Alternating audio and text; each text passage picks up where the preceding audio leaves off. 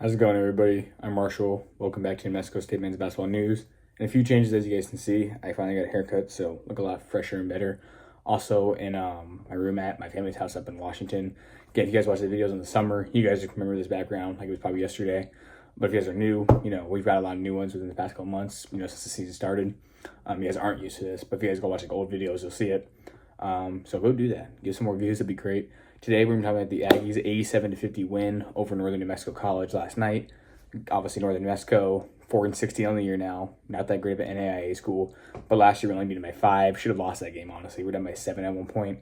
Really struggled against them, which was really upsetting for a lot of Aggie fans. But at least we won that game, right? Even though it felt like a loss.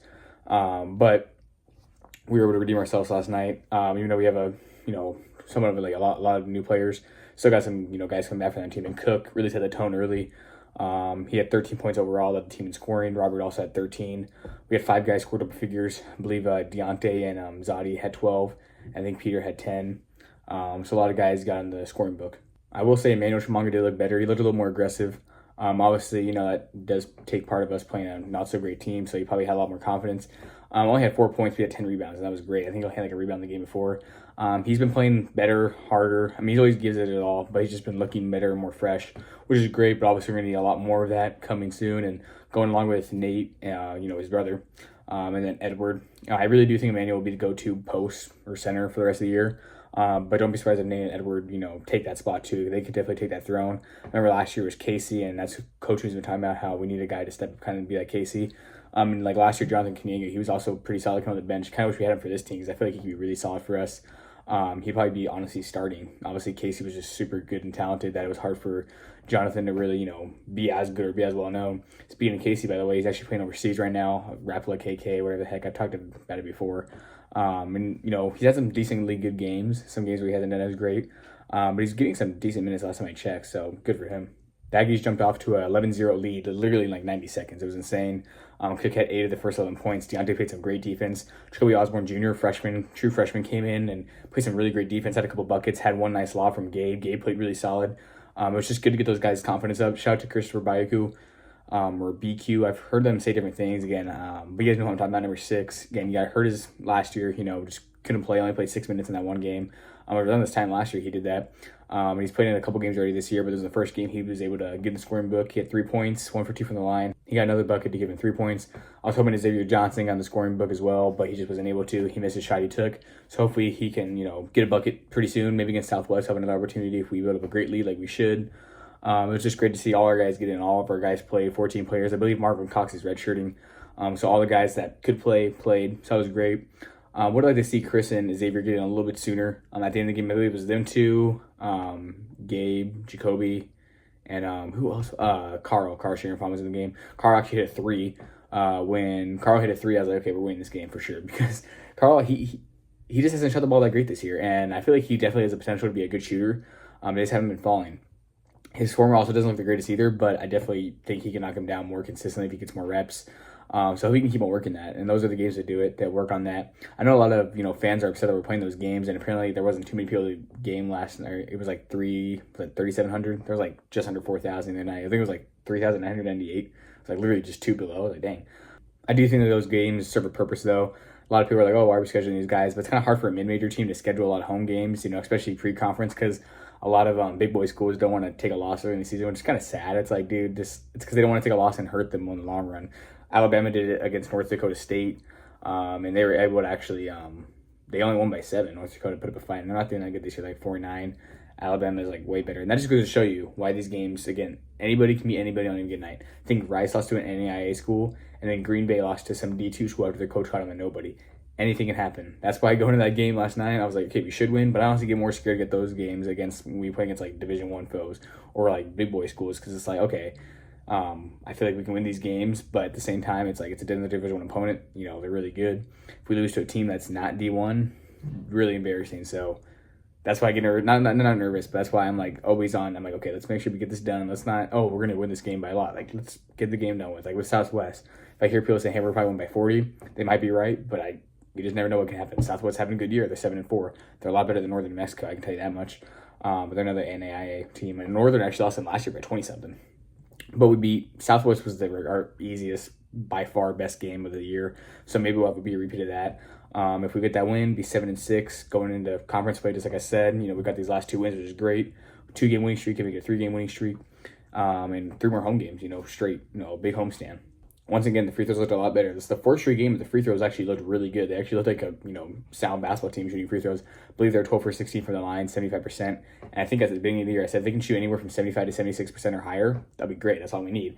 And that's what they're doing in these past 4 games. I believe they've been shooting in that range every game. There was one game they even shot like 80, almost 90%.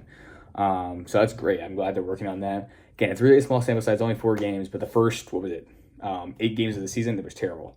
These last 4 have been pretty good. They can do really well the next 4, then I think it's safe to say that the free throws are definitely, they're improving for sure, but I think if they can continue the trend throughout the rest of the year, they're definitely improving. And again, I want them to prove me wrong, because that's something at the beginning of the year I said. I just think it's going to be an issue all year long, just because it seems to always be. But they've been proving me wrong as of late, and I hope they continue to. Maybe we've been watching the videos and like, hey, let's prove this guy wrong.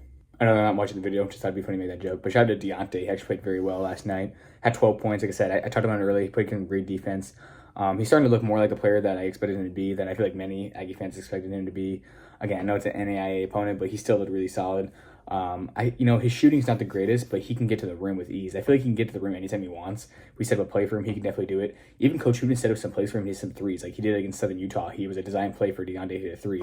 I feel like if Coach shows Deontay that he trusts him like that to shoot threes, which Deontay hasn't been great at, that's going to give him a lot more confidence. So shout out to Coach on that. Also shout out to Coach Hooten too. He was coaching the guys great. Even when we were up by like 30 or 40 something with like a couple minutes left, he was coaching those guys up, showing them like, hey, we still had things to improve on and work on.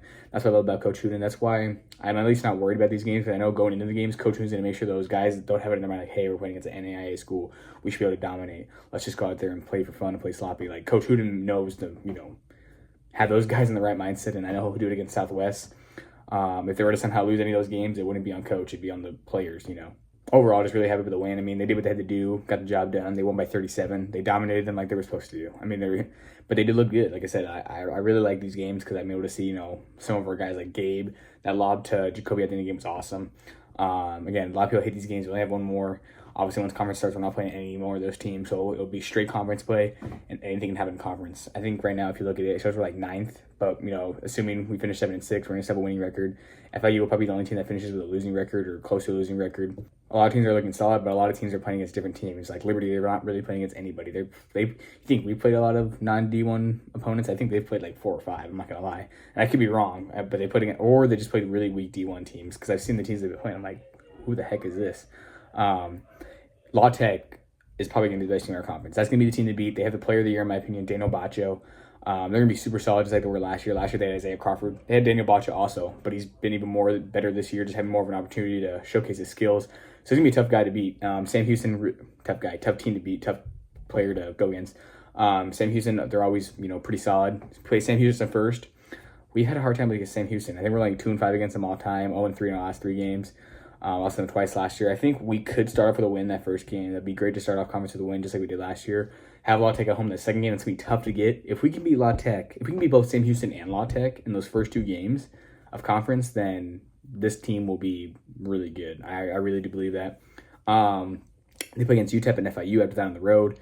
Out of those first 4 games, I think they can win 2 or 3 of them. And then we play against Kennesaw State at home, I believe, after that. And that's like the first home game that I'll be able to go back to and that all the students will be back at. Kennesaw State, they looked good too. They beat some good teams. They beat Rutgers. But again, at home, I think we can beat anybody. I'm really excited for conference play to get under the way. Still have one more game to get through. After Christmas, 9 days off. The guys could be a little sloppy, sluggish coming into that game, so don't be surprised if they got to a slow start. But still expecting them to win by 35 plus, just like they did, against the other non-D1 teams they've been playing. Been saying a lot this video. And then hope in conference, if they can just win at least half their games to have a winning record. I think anywhere between like 9 to 13 wins is honestly doable for the team. Again, I'm going to stick by my 18 wins like I've been doing, so I think they'll probably get like 11 conference wins, which is not going to be an easy task at all, because Conference USA is definitely more competitive this year. Having Rob back and having a lot of other guys that can score and facilitate and just have a lot of skill in general is going to be great for us. Aggies also just shot well over the field. They shot 50% from the field. From the 3 wasn't as great, but they're only like 31%. I think Northern actually shot a little bit better from 3. Northern, they did their best. They worked hard. I'll give them that. I'm just glad we came out there and did our thing and did what we had to do and secure the win against a team that we should have beat. And then again, you should be able to do the same thing against Southwest and just really excited for the future of this team. Like I say every video, going to be exciting rest of the season. 6-6, can't complain. There's some games we should have won, but again, we beat UNM, which no one really thought we were going to do.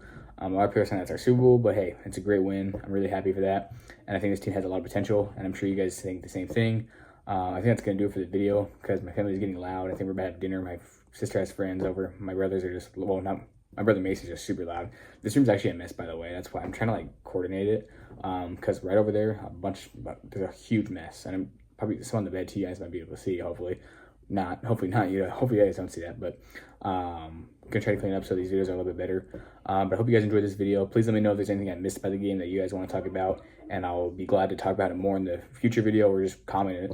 But I think I touched on a good amount of things. So tell me what you guys thought of the video, and please like it, and I'm out.